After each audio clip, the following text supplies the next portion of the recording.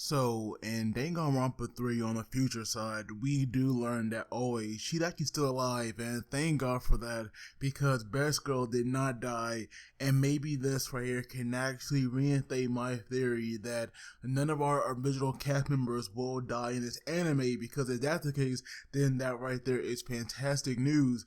But even though she was not our victim, but a decoy victim, and that right there sounds so freaking weird, we do learn that our victim was our bro that we saw in the last episode, the great Gozu.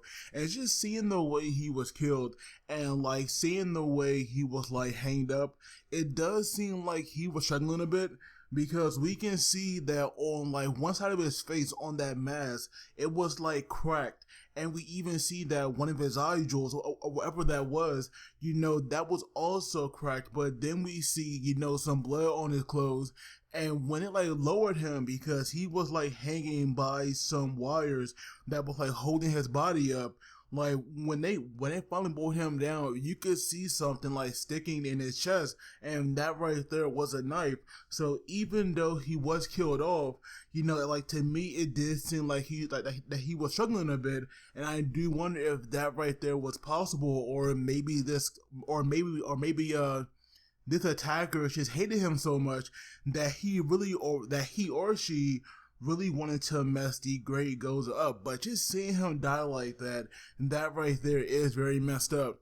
And last week in my review, someone has said or made this theory that anyone that like it close to Nagito actually dies, and we see now in episode 1 that was the case with Chisa. And last week as well, we saw that even though Aoi got closer to Nagito, the great Gozo also did as well, and so that right there will still keep that theory in check. So maybe this week or some way somehow we might see what's his name, Munakata, or the guy with the white hair with the sword who is right now trying to kill Nagito. He might end up being killed next week. Like, we have no idea. But regardless, now they definitely have to let everybody know what happened, and not to mention like Makoto. I keep saying Nagito. Oh my god, Makoto. Excuse me for that. Makoto here, he actually wants to talk to everybody, because obviously, this right here cannot continue, because once again, this right here is turning into like one huge killing game. Like, so far, we started out with 16 people and we lost 3. And, and also, it's definitely a nice touch how the opening, updates where we have like a character death, it would go down one. Like, to me, that right there has always been like a nice touch with this series, because like to me it keeps it like kind of fresh, that it'll update with itself, rather than keeping it the same or just not showing it at all. But regardless, now we see that this hacker or programmer, she's been working hard, and we see that she actually restores some of the data that Monokuma had erased, and that right there was a map of the building. And we do learn that this building is the same one that we see this guy working on the despair side, where this right here was supposed to become this right here was going to become a campus for an overseas branch of Hope Peace Academy. But then we had that most awful event happening, and this building right here became like the Future Foundation headquarters. And so even in my review for the Despair side, I did say that this building, more than likely will become this in the future, because you can tell that it was taking on like the same shape that we see of the building now. So that right there was a very nice touch, that they actually did connect these two, like that they are keeping these two like stories in check, week by week. And so moving on now, we see that obviously, that we have Makoto. He was going to go to the comm room, because he was the one who had really want to talk to everybody. And of course, with this guy being a symbol of hope, they would definitely, believe him over anybody else, or at least that right there is how it was supposed to go. But we see now where we have them like walking down this hall. We see that this programmer, she was like turning in a weird way, and definitely we have Makoto bringing up, asking her if she cannot turn right, and so we see her now freaking out. But that right there, what was her forbidden action, and to me, that right there is like really weird. You can't turn right. That right there, that does not make any sense whatsoever. And we also learned that that always action is being hit with a punch or a kick. So in episode 2, like last week, we actually could have lost her because we have this muscle bound goon. He was definitely getting furious with the way Aoi was like protecting Makoto, and so obviously he definitely could have hit her or pushed her or like something, but if he would have hurt her like that, then she definitely would have been killed. So Aoi now, she definitely have to be careful because, like if she gets into a fight and she gets hit, she's done for. And so we see now that while they were talking, someone was like, like following them or picking up on where they were. And so right now we have always saying, she'll be a decoy and distract them. And we have Makoto saying, he'll do that. But of course he can't because he can even run. So that right there is like the worst choice for him. And so we see now that when Aoi left, we had the programmer, following her because, like now she's acting like they're all like buddy because, like last week she would not even let Aoi touch her, but this week, she's saying that they're all soulmates just because they shared their forbidden actions. And so just seeing that like 180 or three, just seeing that 180, turnaround or 360 around, in this attitude, to me, I do find it like somewhat fishy. But regardless, now they were like going to like lure the person away, and we see that the one is the female who has her mouth covered. And also we do see the reason, like what it is later on, but we see now that this girl, she was definitely acting like rather strange, almost like she was like on something, but regardless now she was like following these two, and that right there allowed Makoto to actually, move on. And so then we get, a few more scenes with our characters, like we saw the muscle bound goon and the white hair guy. He was saying how he was like surprised that he would not attack because in his mind he was thinking that right there would be like a 50-50 because he was saying that if we have was saying that if this guy was the attacker, he would definitely take out someone like him first. And so right now, we have the muscle bound goon, like these two were going back and forth pretty much, and then we go to Koyoko, the old guy, and the one who definitely seemed like he needs some sleep. And so right now we have Koyoko, like getting ready to leave because she definitely, wanted to like do her job as an investigator because she definitely knows someone has like died, and so she wanted to go look around and see if she could find out who it was.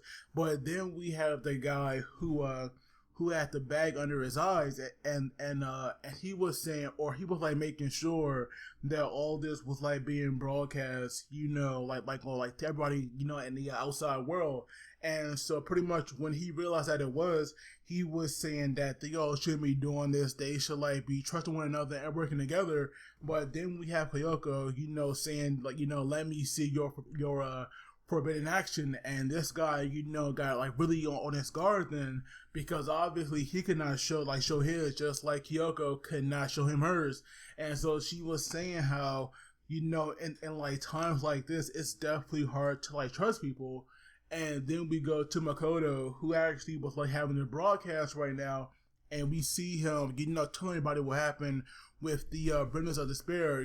How this guy came across, Hajime or Izuru, and that scene right there was like definitely nice because I thought maybe like these two would like fight or something, but no, like we just see Hajime. I mean, we just see Makoto coming across Hajime and Hajime looking back at him.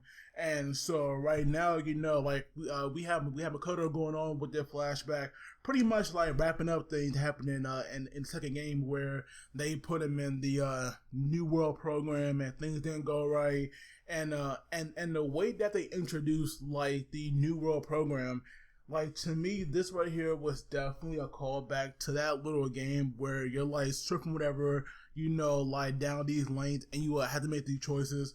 But regardless, he was saying how if these students, never met Junko, then they'll be all right, because he was saying how they were former students who had fun, who laugh and sometimes fought, because that right there was true. And so Makoto, he was like just trying to help them, even though things that did not go the way that they had planned, because that right there was like a trap. But at the same time, they all came out better people. And so the fact now that that Makoto did bring them up, I do hope that this right here, it definitely, some way to bring them into the anime, because maybe, like maybe they can see what's going on in the outside world now, because it's being broadcasted, and they could possibly, with the ones who are still around, they could possibly come there, to help them. And then we have what's his name? Holy crap! I forget this guy's name like every freaking time. Yashihiro, like something like that. But it's the guy who is still left out, of the tower or the building where all this is going down. Like, we see him calling out to his friends, and of course they can't answer, but he's still trying. And then we see this like attack helicopter actually shooting at him. And we have him dodging all the bullets like before falling like off the building, but he like holding on. And so to me, I do find this somewhat surprising that this guy is like left out, because to me it's like, what purpose does he serve then? Because he can't get in. I'm pretty sure he can't get off, and there is no way he can survive, just being out there for the duration of this show, unless all this happening at a very fast rate. Something definitely had to go on with this guy, like somehow he might get in or what. But I don't believe he'll be killed, because there's just no, well, I shouldn't say that, but to me, I find it hard to believe that, like nothing will happen with this guy, because if that's the case, then why bring him into the show in the first place? Like, why not leave him off screen like they're doing with Byakuya and Toko right now? But regardless, we have everyone listening to Makoto's speech right now, and we see that no one was like really believing him. Like, we have the white haired guy saying how his words were hollow, and so pretty much we have the muscle head saying that he'll go take care of him, but then we have this guy saying no, he'll do it. And so right now we have the muscle head guy planning on going after his friends. And so we see now that the couple, they were like sleeping in some kind of room, and when they woke up, they were like walking down these halls, and eventually we have the girl who was chasing after Aoi and the programmer. Eventually, she had come across, this couple. And so right now, after these two, had this nice moment where this girl was saying, you could betray anybody else, but like, don't betray me. And this guy was saying he'll do it for love and sweet. So maybe this guy is like sticking with her because she can like satisfy his sweet tooth. But regardless, now I did say back in the episode 1 or 2 that this girl and the one who has her mouth covered, they definitely have like some kind of past that we don't know about, but it was definitely hinted that this girl used some kind of like weird drug apparently on her, and that right there kind of like ruined her friendship. But regardless, now like we see that the girl keeps her mouth covered is because she had braces, like maybe she don't like him and like wants to hide them. But regardless, we see her swallow like this whole bottle of like green pills, and we see her like kind of like bulking up, but it was more like she was becoming like more beast like. Like we see her hair growing like to some crazy length on some like Super Saiyan 3 stuff, and we see that her fingers they became so long and sharp that they actually tore through her gloves. And not to mention, we do see like her back and stuff. Like either even her joints had dislocated, so that way, they can get bigger or something. But regardless, we do see her bulk up to like some extent, and so right now, where she was like more beast like, we have this guy picking up this girl and they were like running away, but for some reason she really wants to like get them, because one of them believes that they're the traitor. But then we have this main course teacher who actually was the main teacher for the spear group. He was like just watching them, and we hear him say something, like very questionable, where he said he had to go and meet up with some girl. Now, we have seen the entire cast so far, and no one was like really alone except for the girl who is now like running around like a beast, and there is no way this guy is like going to meet up with her. So in my mind, I'm thinking that that this guy has to be our traitor. But if that's the case, and if that's the case, you have to wonder who they talking about, because I don't believe Chisa could like fake her own death at this point. And so right now, this guy must be talking about the mastermind. And in my head, especially from the way that the Spare Girls ended, I'm thinking that it's Monica. I believe that was her name. But regardless, now so right now I'm calling that this guy is our traitor, and he's working with Monica. And if that really is true, then I will say that it was like somewhat predictable in a sense. But at the same time, there could be no one else that he's talking about, unless he has like some secret partner that we don't know about at all. But moving on now, where we have Kyoko, the old guy, and the boy who needs sleep. They were like walking around and talking, and of course they were like talking about Makoto's speech. And we see now that while they were talking, we have the muscle bound guy, like the musclehead. He actually threw a chair at Kyoko, and thank God she dodged that. But still, that right there was like really freaking dangerous. So now we have these three guys going against him, and while Makoto was like still in that room, and I'm not really sure why he stayed there, but that right there allowed the white haired guy to actually reach him, and we see him now like using his sword to break down some glass. So that way, he could actually, like reach him. And so they were talking, and to sum it all up, this guy definitely knows that Makoto's words can definitely spur people to action, but it's what comes ahead that, he's like worried about, because Makoto was saying that, this right here will like lead them to hope, but, in this guy's mind, it will lead them to despair, because he was saying that it was him and Chisa's dream to have a world without despair. And of course, to do that, he needs power. And so, where we have Makoto believing in hope, this guy believes in power. And of course, he will go through any means. It does not care how many victims he has. To him, he does not care how many people die in the process. Not even himself. As long as this power is enough to actually change this world, to like wipe out despair, he does not care at all about that. And so he was saying that the only reason why Makoto actually survived that and the rest of them is because it was an easy game. Because they had all these rules, but now there are no rules, because there are no class trials. And it's funny that this guy mentioned that, because we see that at the end of the episode, where we have him like swinging his sword at Makoto. He was saying how, too bad this right here is not a class trial, because even though this right here is an attacker, I mean, even though they have an attacker, it does not mean, once they actually, catch him or her, that they'll have like the punishment game like they had in the first and second one. So to me, that right there was huge. But at the same time, I do wonder why he said that, because maybe this guy is the attacker. Like, we have no idea. But I gotta say, I do wonder, just how in the world will Makoto, deal with this guy, because he can't run. And but I'm pretty sure he will definitely find some way to like dodge that sword swing. But of course, let me know what you guys thought. I thought this episode was fantastic, even though, the great Gozu did die, but at least Aoi is alive. So to me, that right there is a huge positive in my book.